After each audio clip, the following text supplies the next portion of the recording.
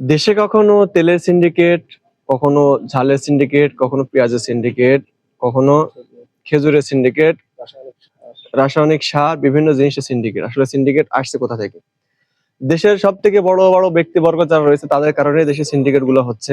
আজকে আমরা তেল পাচ্ছি না, আজকে সার পাচ্ছি না, আজকে আমরা পেঁয়াজ পাচ্ছি না, মরিচ পাচ্ছি না, এমনকি বিদ্যুৎও আমরা পাচ্ছি না। আজ থেকে নিয়ম কানুন শুরু হয়েছে। সকাল ৯টা থেকে ৬টা, সন্ধ্যা ৬টার মধ্যে সব দোকানপাট সব বন্ধ করে দিতে হবে। অফিস আদালত যা কিছু আছে সব সকাল সন্ধ্যা ৬টার ভিতরে বন্ধ করে দিতে হবে। আজকে পর্যাপ্ত তেল নাই, পর্যাপ্ত আমাদের দ্রব্যমূল্য যে সমস্ত জিনিসগুলো রয়েছে সে সমস্ত দ্রব্যগুলো আমরা পাচ্ছি না।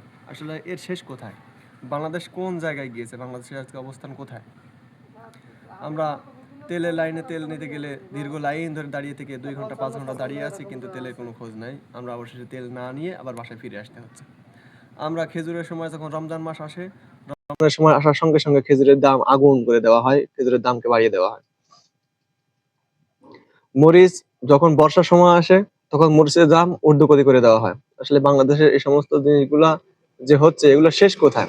আমরা জাতি হিসেবে আজকে লজ্জিত, আমরা সকলে অপমানিত, অপদস্থ। এজন্য